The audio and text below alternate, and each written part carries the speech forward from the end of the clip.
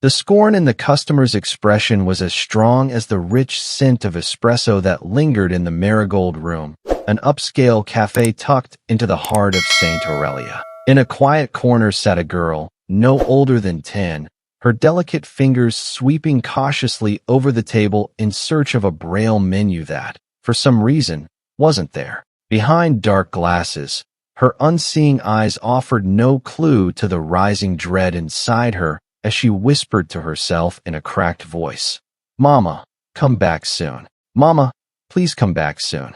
Amara Ellis had seen her share of privilege overstay its welcome. The 26-year-old waitress, wiping down the counter, recognized the pattern all too well. Children abandoned in plush corners while their high society guardians forgot the ticking of time. But this girl, there was something different about her. She sat with the upright elegance of someone raised with poise, dressed in immaculate ivory wool and navy ballet flats. Yet her fingers trembled slightly as they fumbled over a knocked-over napkin. "Has anyone claimed table 9? Amara asked her manager, Simon Dillard, who was tapping furiously at his phone. "That's Ms. Harrow's table," he muttered without lifting his eyes. "She's particular about who serves her daughter, Celeste Harrow." The name alone carried weight. CEO of Harrow Systems, one of the most formidable tech giants in the country. Her reputation was brutal. Her standards? Even worse. No one crossed her and kept their job. "She's been gone over 20 minutes, Amara pushed. "That little girl looks terrified." Simon finally looked up, his eyes sharp. "You're on probation, Amara. Do not make this more complicated than it already is." Just then, the girl's arm accidentally tipped a vase of lilies. Water spilled across the white linen, soaking into her dress. Her lips trembled as she tried, helplessly, to clean the mess with napkins she couldn't see. Without thinking, Amara set aside her dish rag and crossed the floor. Every step pulled curious stares from the wealthy clientele seated at their marble-topped tables. Kneeling down beside the girl, Amara whispered gently, "Hey, friend. It's okay. I'm here to help. I'm Amara." The girl froze. "Where's my mom?" she asked, her voice barely a whisper. "She's not back yet. I'm a waitress here. Can I help you clean this up? Maybe bring you something while you wait." The tension in her tiny shoulders lessened just a fraction. "I'm Lena," she said softly. "I knocked over the flowers. Mama's gonna be upset." Amara dabbed at the spill with a towel and gave a warm smile. "Accidents happen. And trust me, it's hardly noticeable now." "You're lying," Lena said with a small, knowing smirk. "I can't see, but I know when grown-ups lie to make me feel better." Amara laughed, surprised. "All right, a small stain, but nothing worth crying over. Are you hungry?" Lena hesitated. "Mama said not to ask for anything till she comes back." "And when did she leave?" "When the big clock said 3, Lena replied. Amara checked her watch. It was nearly 5. Rage flickered in her chest. "How about some hot chocolate while you wait?" she offered. "I promise not to tell." Lena's smile bloomed like sunlight through rain. Amara returned moments later with a steaming mug of cocoa, a grilled sandwich, and a plate of almond cookies. She explained everything clearly, where each item sat on the table, guiding Lena's hands gently as needed. "You described things differently," Lena said between bites. "Most people talk to me like I'm dumb." "My brother's blind," Amara said softly. "I know how it feels to be treated like a label instead of a person." For the next 15 minutes, they spoke about Braille books, music, and constellations that could be felt rather than seen. The shy child who had been trembling in her seat was now laughing and animated. Neither noticed the black car that pulled up outside. Inside it sat Celeste Harrow, watching through the glass with hawk-like eyes. She said nothing as she observed her daughter smiling for the first time in days. "Shall I escort you inside, ma'am?"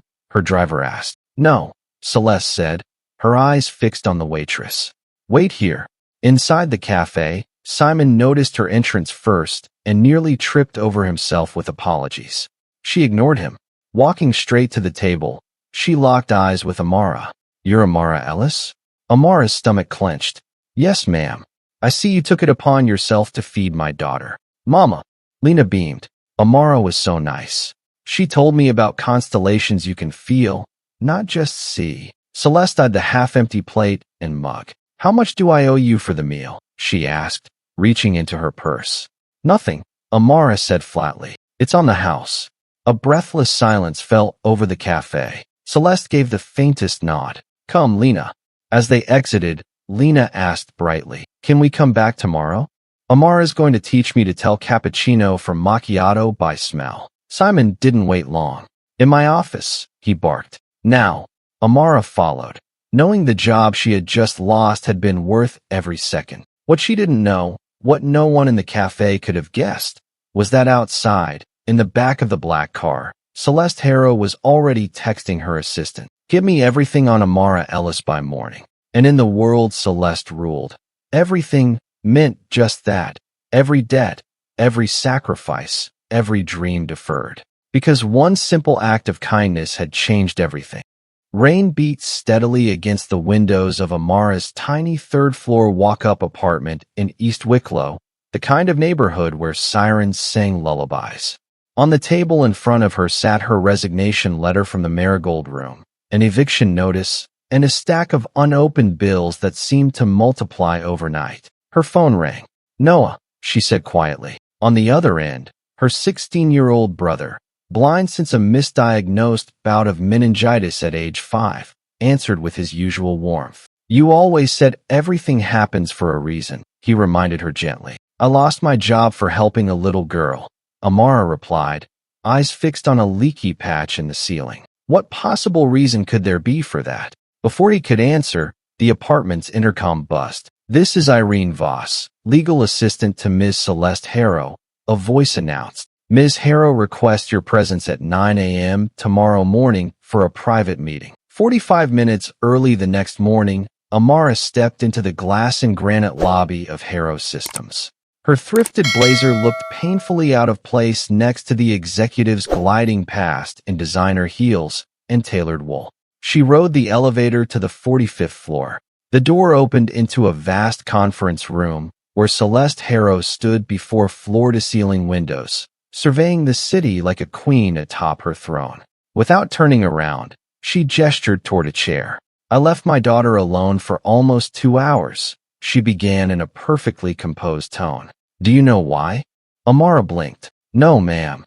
To see who would notice her, Celeste said coolly. A social experiment. The words hit like a slap. 17 people walked past. Staff, customers, her manager. Not one stopped. Except you. Amara's jaw tightened. You used your blind child to test strangers? Celeste finally turned to face her. Lena was in on it. It's a game we've played before. Irene Voss set a folder in front of Amara. Inside, a severance check with enough zeros to pay off every debt she had, and then some. I'm not for sale, Amara said flatly, pushing the folder away. Celeste studied her with interest, as though observing an unusual animal in a lab. Everyone has a price. Then maybe I'm the exception, Amara said. And what you're doing, turning your daughter into bait for a psychological case study, is cruel. For the first time, the CEO looked caught off guard. She asked about you, Celeste said quietly. She never does that. Not with anyone. A second folder slid across the table. Lena needs a full-time companion. The salary is generous, she said. The figure made Amara's throat tighten, 10 times what she had made at the cafe. Why me? My daughter has a perfect ear for insincerity. You're authentic. Irene handed her a third folder. Inside, her academic records, her unfinished psychology degree, every job she had worked to keep her brother in specialized education. You left college to care for your brother. You've worked 3 jobs. You sleep 4 hours a night. Your brother, Noah Ellis, is a gifted pianist. Strathmere Conservatory is interested in hearing him. Amara's blood ran cold. That's emotional blackmail. This is business, Celeste said. I'm offering opportunity. That night, Amara received a call. Strathmere Conservatory wanted to schedule an audition for Noah. Celeste wasn't wasting time. Curious and uneasy, Amara began digging. What she found was disturbing. Former employees whose careers vanished overnight. Lawsuits settled in silence. A former nanny who had sued Celeste for workplace abuse until the case disappeared. But then, something else. News clippings, buried deep, about a car accident 5 years ago. A young girl severely injured. Temporary blindness. Celeste Harrow behind the wheel, possibly distracted by a phone call. The coverage vanished as quickly as it appeared. The next day, Noah sat at a grand piano at Strathmere Conservatory. When he played, the teachers cried. Amara made her decision. She would enter Celeste's world, not just for her brother's future, but for Lena's. A brilliant, neglected child trapped in a mansion of silence and manipulation. Celeste Harrow thought she could buy loyalty, but what she didn't know was that Amara Ellis had once studied the human mind. She knew how to read between the lines, behind the masks. And as she signed the employment contract with a polite smile, she was already planning how to dismantle Celeste's illusions, piece by piece. 3 months had passed since Amara Ellis entered the Harrow estate. What once felt like a fortress of marble and isolation now echoed with the sounds of laughter and music. Lena Harrow was flourishing.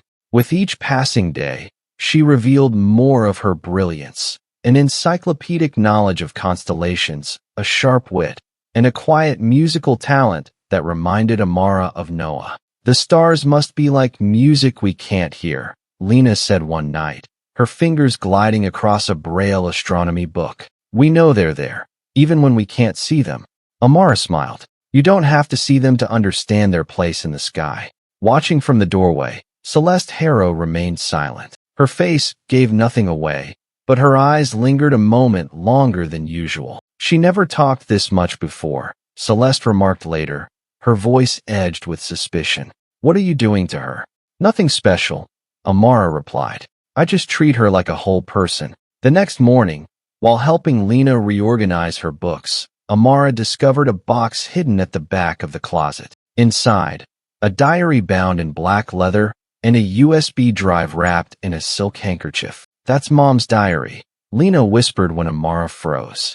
Uncle Lucas helped me hide it. Lucas Harrow, Celeste's estranged brother, was rarely spoken of, and when he was, it was with disdain. Later that night, after Lena had gone to sleep, Amara inserted the USB drive into her laptop. What she found left her breathless. Photos of a smiling Celeste, so unlike the cold, calculating woman she knew. Home videos of a seeing Lena running through gardens. And news headlines that had never surfaced publicly. Harrow Systems CEO under investigation after collision leaves daughter blind. Was Celeste Harrow distracted at the wheel?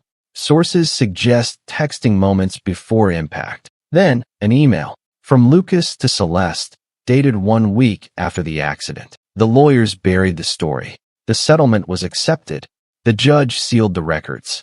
But she deserves the truth someday. Celeste hadn't just caused the accident that blinded her daughter. She had erased it. The next morning, Celeste announced at breakfast, Lena and I will be attending a foundation event for visually impaired children this afternoon. Something in her tone set off alarm bells for Amara. She double-checked the foundation's calendar. No such event was listed. Acting on instinct, she slipped a small GPS tracker into Lena's backpack. 3 hours later, the signal stopped at an isolated medical facility nearly 100 kilometers outside the city. Amara made a call she never thought she'd make. Lucas Harrow? It's Amara Ellis. I need your help. They met at a dusty service station on the outskirts of town. Lucas, soft-spoken and visibly burdened, wasted no time. Celeste canceled Lena's experimental treatments years ago, he revealed as they drove. The ones that could have helped her see again. Why? Guilt. Control. She couldn't bear the thought that Lena might see her for what she really is, the woman who blinded her. They arrived at the facility and peered through the windows. Inside, Lena sat in an exam room, confused and alone. Through another window, Celeste was locked in heated discussion with a doctor. She repeats the tests every year, Lucas explained. Hires specialists to confirm there's no hope, even when there is. Lena turned her head toward the window, as if sensing their presence. That's enough, Amara whispered. They stormed inside. What are you doing here? Celeste snapped, startled. It's over, Lucas said, placing a thick folder on the table. We have copies of everything. Your accident, the hush money, the canceled treatments. You don't understand, Celeste whispered, panic rising. I can't lose her. She already knows, Amara said. Lena had quietly entered the room. Her voice was steady, fragile, but determined. I always knew, Mama. I heard you crying every night. What I never understood was why you wouldn't let me try to see again. Celeste dropped to her knees. Lena, The child reached out and gently touched her mother's face, tracing her tears with careful fingers. I wouldn't hate you for the truth, Lena said, but I hated the lie. The doctor stepped forward, hesitant. Miss Lena, the new treatment has a 60% chance of partial recovery. Your mother has refused it for the last 5 years. Lena turned to Amara, seeking her hand. What would you do? Amara squeezed her hand. What matters isn't what I would do. It's what you want. For a long moment, no one spoke. Then, Lena lifted her chin and said clearly, I want to try. And I want Amara with me. For the first time, Celeste's mask cracked. Her eyes, once unreadable, now overflowed with something raw, real, vulnerability. And as she nodded, silently accepting her daughter's choice, something shifted, not in her empire, but in her heart. 6 months later, the Harrow estate was no longer defined by cold silence and sterile perfection. Autumn had arrived in St. Aurelia, and golden leaves blanketed the once immaculate garden. Under a broad chestnut tree, Lena stood beside Amara, her dark glasses shading her still sensitive eyes. I can see the outline, she whispered in awe, pointing toward the tree. It's brown and orange at the same time. Her face lit up with wonder, as if seeing color was a kind of magic. And for her it was. The experimental treatments hadn't fully restored her vision, but they had given her something. Outlines, shadows, occasional bursts of color. For someone who had spent 5 years in darkness, it was like rediscovering the world. From the porch, Celeste watched with a steaming cup of tea in hand. She looked older now, not in a withered sense, but softer, more human. Her empire was intact, but something inside her had changed. It's still hard for her, Lucas said, joining Amara on the porch. Seeing Lena get better means facing what she did, Amara replied. And what I didn't do, Celeste added, quietly stepping forward. Her voice lacked its usual chill. 5 years lost to fear, to guilt. Lucas gave her a rare, warm look. Not 6, not 10, and not forever. You finally stopped running. At Harrow Systems, the changes were subtle but profound. The once untouchable CEO now left promptly at 5 to attend her daughter's therapy sessions. The Harrow Foundation for the Visually Challenged, once just a PR tactic, had evolved into something real, funding innovation, scholarships, and treatment access for low-income families. Amara watched the transformation from the inside. She remained Lena's companion, but she had also taken charge of the foundation's outreach and programming. What had started as a desperate job had become a mission. Her brother Noah, now thriving at Strathmere Conservatory, played before packed auditoriums. The boy who once practiced in a cramped apartment was now on a path toward greatness. One afternoon, while watching Lena and Noah perform a duet on the grand piano, Celeste turned to Amara. Did you know this would happen? She asked. That Lena might see again? Amara shrugged. No, but I knew she deserved the chance. Celeste nodded, then added softly. You know what scares me most? It's not that she might blame me for the accident. It's realizing how much of my life I spent trying to control everyone and everything, when the only thing we ever really control is how we respond. That evening, Celeste called Amara into her office. On the table was a legal folder and a small black box. I want you to run the foundation, Celeste said without preamble. Not as an employee, as a partner. Amara blinked. Excuse me. You'll have 40% ownership, complete autonomy, and a budget that can change lives. Amara hesitated. Why? Because when I saw my daughter's disability, you saw her potential. When I saw risk, you saw truth. And because the foundation needs someone who understands what I never did. Compassion cannot be bought. For once, Amara believed her. Lena's birthday came that spring, and for the first time in years, the Harrow estate welcomed guests, not CEOs or investors, but children from the foundation and their families. There were tactile games, musical performances, braille books, and laughter echoing through the halls that once held only tension.